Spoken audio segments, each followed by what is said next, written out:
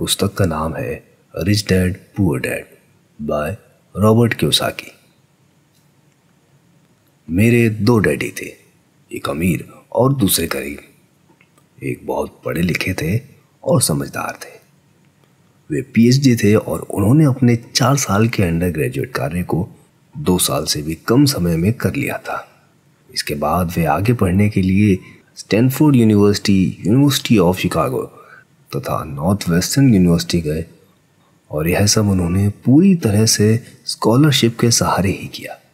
मेरे दूसरे डैडी 8वीं से आगे नहीं पढ़े थे। दोनों ही अपने करियर में सफल थे। दोनों ने जिंदगी भर कड़ी मेहनत की थी। दोनों ने ही काफ़ी पैसा कमाया था, परंतु उनमें से एक पूरी जिंदगी पैसे के लिए परेशान होता रहा। दूसरा हवाई के सबसे अमीर व्यक्तियों में से एक बन गया। एक के मरने पर उसके परिवार, चर्च और ज़रूरतमंदों को करोड़ों डॉलर की दौलत मिली।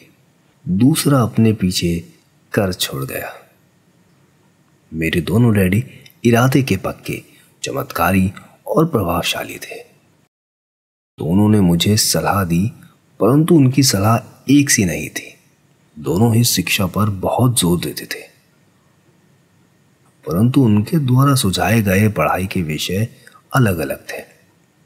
अगर मेरे पास केवल एक ही डैडी होते तो या तो मैं उनकी सलाह मान लेता या फिर उसे ठुकरा देता। चूंकि सलाह देने वाले 2 थे, इसलिए मेरे पास 2 विरोधाभासी विचार होते थे, एक अमीर आदमी का और दूसरे गरीब आदमी का। किसी भी एक विचार को सीधे सीधे मान लेना या ना मानने के बजाय मैं उनकी सलाह पर काफ़ी सोचा करता था, उनकी तुलना करता था और फिर खुद के लिए फैसला लिया करता था। समस्या यह थी कि अमीर डैडी अभी अमीर नहीं थे और गरीब डैडी अभी गरीब नहीं थे। दोनों ही अपना करियर शुरू कर रहे थे और दोनों ही दौलत तथा परिवार के लिए मेहनत कर रहे थे, परंतु पैसे के बारे में दोनों के विचार और नज़रिए एकदम अलग थे। उदाहरण के तौर पर एक डैडी कहते थे पैसे का मोह ही सभी बुराइयों की जड़ है, जबकि दूसरे डैडी कहते थे पैसे की कमी ही सभी बुराइयों की जड़ है। जब मैं छोटा था तो मुझे दोनों डैडियों की अलग अलग सलाहों से दिक्कत होती थी। एक अच्छा बच्चा होने के नाते मैं दोनों की बातें सुनना चाहता था। परेशानी यह थी कि दोनों एक सी बातें नहीं कहते थे। उनके विचारों में ज़मीन आसमान का फर्क था, खासकर पैसे के मामले में।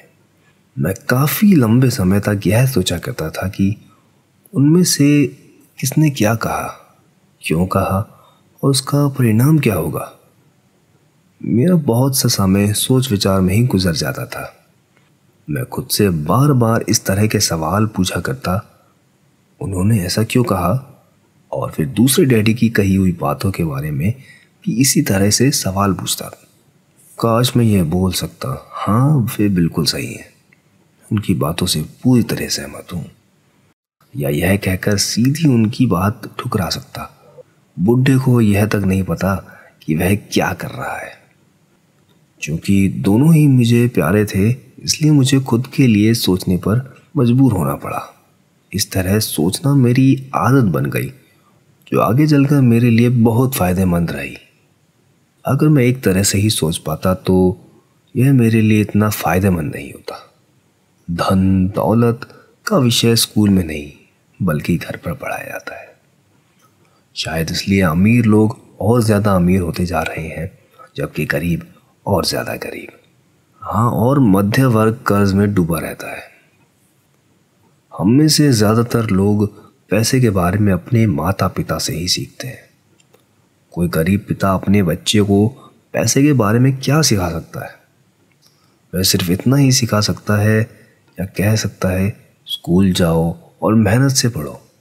हो सकता है वह बच्चा अच्छे नंबरों से कॉलेज की पढ़ाई पूरी कर ले, फिर भी पैसे के मामले में उसकी मानसिकता और उसका सोचना का ढंग एक गरीब आदमी जैसा ही बना रहेगा।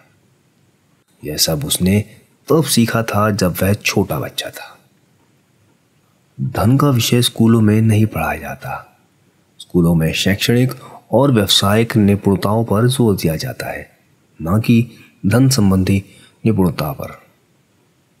इससे यह साफ हो जाता है कि जिन स्मार्ट बैंकर्स, डॉक्टर्स और अकाउंटेंट्स के स्कूल में अच्छे नंबर आते हैं, वे जिंदगी भर पैसे के लिए संघर्ष क्यों करते हैं।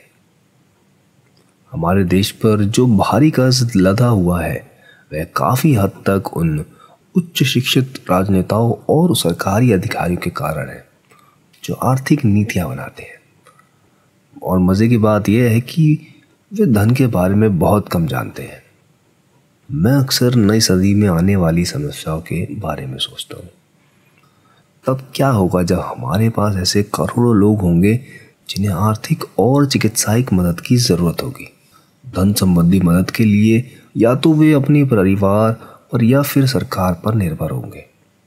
क्या होगा जब मीडिएटर और सोशल सिक्योरिटी के पास का पैसा खत्म हो जाएगा। किस तरह कोई देश तरक्की कर पाएगा अगर पैसे के बारे में पढ़ाई की जिम्मेदारी माता पिता के ऊपर छोड़ दी जाएगी, जिनमें से ज़्यादातर करीब ही हैं या गरीब होंगे। जो कि मेरे पास 2 प्रभावशाली डैडी थे, इसलिए मैंने दोनों से ही सीखा। मुझे दोनों की सलाह पर सोचना पड़ता था।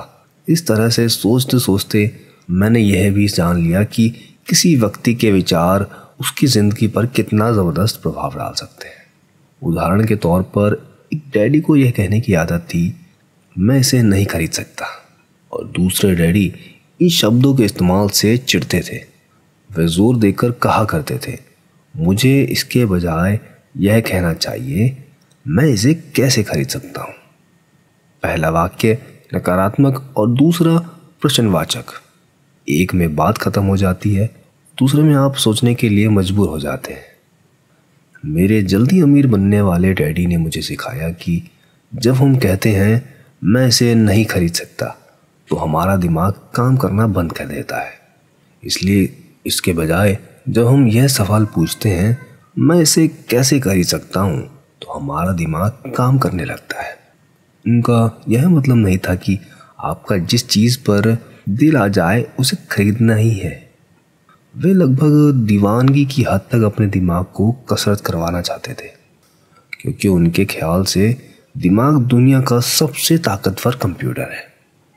मेरा दिमाग हर रोज़ तेज़ होता जाता है क्योंकि मैं इसकी कसरत कर रहा हूँ, या जितना तेज़ हो जाता है मैं इसकी मदद से उतना ही ज़्यादा पैसा कमा सकता हूँ। उनका मानना था कि मैं इसे नहीं खरीद सकता कहना दिमागी आलस की पहचान है। हालांकि दोनों ही डैडी अपने काम में कड़ी मेहनत करते थे, परंतु मैंने देखा कि पैसे के मामले में एक डैडी की आदत यह थी कि वे अपने दिमाग को सुला लेते थे और दूसरे डैडी अपने दिमाग को लगातार कसरत कराते रहते थे। इसका दीर्घकालीन परिणाम यह हुआ कि एक डैडी आर्थिक रूप से बहुत अमीर होते चले गए, जबकि दूसरे डैडी लगातार कमज़ोर होते गए। इसे इस तरह से समझें कि एक व्यक्ति हर रोज़ कसरत करने के लिए जिम जाता है, जबकि दूसरा व्यक्ति अपने सोफे पर बैठकर टीवी देखता रहता है। शरीर की सही कसरत से आप ज़्यादा तंदुरुस्त हो सकते हैं और दिमाग की सही कसरत से आप ज़्यादा अमीर हो सकते हैं। आलस्य से स्वभाव और धन दोनों का नुकसान होता है। मेरे दोनों डैडियों की विचारधाराओं में ज़मीन आसमान का अंतर था। एक डैडी की सोच थी कि अमीर को ज़्यादा टैक्स देना चाहिए ताकि बेचारे गरीब को ज़्यादा फ़ायदा मिल सके, जबकि दूसरे डैडी कहते थे टैक्स उन लोगों को सज़ा देता है जो उत्पादन करते हैं और उन लोगों को इनाम जो उत्पादन नहीं करते।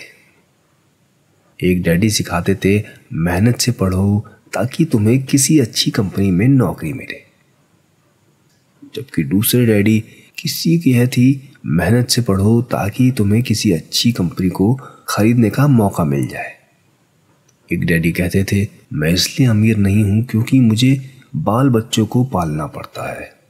दूसरे डैडी कहते थे मुझे इसलिए अमीर बनना है क्योंकि मुझे बाल बच्चों को पालना है। एक डैडी डिनर की टेबल पर पैसे और बिजनेस के बारे में बात करने के लिए हमेशा प्रोत्साहित करते थे, दूसरे डैडी भोजन करते समय पैसों की बातें करने के लिए मना करते थे। एक का कहना था, जहां पैसे का सवाल हो सुरक्षित कदम उठाओ, खतरा मत उठाओ। दूसरे का कहना था, खतरों का सामना करना सीखो। एक का मानना था, हमारा घर ही हमारा सबसे बड़ा निवेश है और हमारी सबसे बड़ी संपत्ति भी। दूसरे का मानना था, मेरा घर मेरा दायित्व है और अगर आपका घर आपकी नज़र में आपका सबसे बड़ा निवेश है तो आप गलत हैं। दोनों ही डैडी अपने बिल समय पर चुकाते थे, परंतु उनमें से एक सबसे पहले अपने बिल चुकाता था जबकि दूसरा सबसे आखिर में। एक डैडी का मानना था कि कंपनी या सरकार को अपना ध्यान रखना चाहिए और आपकी ज़रूरतों को पूरा करना चाहिए। वे हमेशा तनख्वाह में बढ़ोतरी, रिटायरमेंट योजना, मेडिकल लाभ, बीमारियों की छुट्टी, छुट्टियों के दिन और बाकी सुविधाओं के बारे में चिंतित रहते थे। वे अपने 2 चाचाओं से बहुत प्रभावित थे जो सेना में चले गए थे और 20 साल के सक्रिय जीवन के बाद उन्होंने अपने रिटायरमेंट और जीवन भर के आराम का इंतजाम कर लिया था। वे मेडिकल लाभ के विचार को पसंद करते थे और सेना द्वारा अपने रिटायरमेंट कर्मचारियों को दी जा रही सुविधाओं की भी तारीफ करते थे। उन्हें विश्वविद्यालय का टेन्योर सिस्टम भी काफ़ी पसंद था। कई बार नौकरी से आजीवन मिल रही सुरक्षा और नौकरी के लाभ नौकरी से ज़्यादा महत्वपूर्ण हो जाते हैं। वह अक्सर यह कहते थे, मैंने सरकार के लिए बहुत मेहनत से काम किया है और इसलिए बदले में मुझे ये लाभ मिलने चाहिए। दूसरे डैडी पूरी तरीके से आर्थिक स्वावलंबन में विश्वास रखते थे, सुविधा भोगी मानसिकता के विरोध थे। वह ये मानते थे कि इस तरह की मानसिकता लोगों को कमज़ोर और आर्थिक रूप से ज़रूरतमंद बनाती है। उनका दृढ़ विश्वास था कि आदमी को आर्थिक रूप से सक्षम होना चाहिए। एक डैडी कुछ डॉलर बचाने के लिए परेशान रहे। दूसरे डैडी एक के बाद एक निवेश करते रहे। एक डैडी ने मुझे बताया कि अच्छी नौकरी तलाशने के लिए अच्छा सा बायोडाटा कैसे लिखा जाता है और दूसरे ने मुझे यह सिखाया कि कैसे मजबूत व्यावसायिक और वित्तीय योजनाएं लिखी जाए जिससे मैं नौकरियां दे सकूं। 2 प्रभावशाली डैडियों के साथ रहने का कारण मुझे यह विश्लेषण करने का मौका मिला कि उनके विचारों का उनके जीवन पर कितना प्रभाव हो रहा है। मैंने पाया कि दरअसल लोग अपने विचारों से ही अपने जीवन को दिशा देते हैं। उदाहरण के तौर पर मेरे गरीब डैडी हमेशा कहा करते थे, मैं कभी अमीर नहीं बन पाऊंगा। उनकी यह भविष्यवाणी सही साबित हुई। दूसरी तरफ मेरे अमीर डैडी हमेशा खुद को अमीर समझते थे। वे इस तरह की बातें करते थे, मैं अमीर हूँ और अमीर लोग ऐसा नहीं कहते। एक बड़े आर्थिक झटके के बाद जब से दिवालियापन की कगार पर थे तब भी वे खुद को अमीर आदमी ही कहते थे।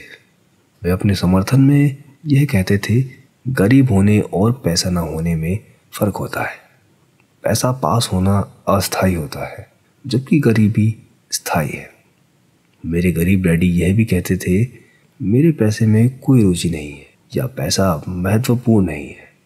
मेरे अमीर डैडी हमेशा कहते थे, पैसे में बहुत ताकत है। हो सकता है हमारे विचारों की ताकत को कभी भी मापा ना जा सके या फिर उसे पूरी तरीके से समझा ना जा सके। फिर भी बचपन में ही मैं समझ गया था कि हमें अपने विचारों पर ध्यान देना चाहिए और अपनी अभिव्यक्ति पर भी। मैंने देखा कि मेरे गरीब डैडी इसलिए गरीब नहीं थे क्योंकि वे कम कमाते थे, बल्कि इसलिए गरीब थे कि उनके विचार और अन्य गरीबों की तरह थे। 2 डैडी होने के कारण बचपन से ही मैं इस बारे में बहुत सावधान हो चला था कि मैं किस तरह की विचारधारा अपनाऊं, मैं किसकी बात मानूं, अपने अमीर डैडी की या अपने गरीब। हालांकि दोनों ही शिक्षा और ज्ञान को बहुत महत्वपूर्ण मानते थे, परंतु क्या सीखा जाए इस बारे में दोनों की राय अलग अलग थी। एक चाहते थे कि मैं पढ़ाई में कड़ी मेहनत करूं, डिग्री लूं और पैसे कमाने के लिए अच्छी सी नौकरी ढूंढ लूं। वह चाहते थे कि मैं एक पेशेवर अधिकारी, वकील या अकाउंटेंट बन जाऊं या MBA कर लूं। दूसरे डैडी मुझे प्रोत्साहित करते थे कि मैं अमीर बनने का रहस्य सीख लूं, यह समझ लूं कि पैसा किस तरह काम करता है और इससे अपने लिए कैसे काम लिया जाता है। मैं पैसे के लिए काम नहीं करता। इन शब्दों को वो बार बार दोहराते थे। पैसा मेरे लिए काम करता है। 9 वर्ष की उम्र में मैंने यह फैसला किया कि पैसे के बारे में मैं अपनी मम्मी डैडी की बात सुनूंगा और उनसे सीखूंगा। यह फैसला करने का मतलब था अपने गरीब डैडी की बातों पर ध्यान न देना। हालांकि अपने पास कॉलेज की बहुत सी डिग्रियां थीं जो मेरे माता पिता के पास नहीं थी। रॉबर्ट फ्रांस का सबक। रॉबर्ट फ्रांस मेरे पसंदीदा कवि हैं। हालांकि मुझे उनकी बहुत सी कविताएं पसंद है, परंतु नॉट टेकन मुझे सबसे ज़्यादा पसंद है। मैं इसकी शिक्षा का इस्तेमाल हर रोज़ करता हूँ। तो हमें इस बात से क्या सबक मिलते हैं? पहला सबक मिलता है, अमीर लोग पैसे के काम नहीं करते। सबक दूसरा, पैसे की समझ क्यों सिखाई जाती है। तीसरा सबक, अपने काम से काम रखो। चौथा सबक, टैक्स का इतिहास और कॉरपोरेशन की ताकत। पांचवा सबक, अमीर लोग पैसे का आविष्कार करते हैं। और छठा सबक, सीखने के लिए काम करें, पैसे के लिए नहीं। अगर आपको मेरी ये ऑडियो बुक पसंद आई है तो प्लीज़ चैनल को सब्सक्राइब करें और बेल आइकन दबाएं और कमेंट सेक्शन में अपनी कोई भी मनपसंदीदा बुक का नाम लिख दें। मैं कोशिश करूँगा उसकी ऑडियो बुक बनाने के लिए। धन्यवाद।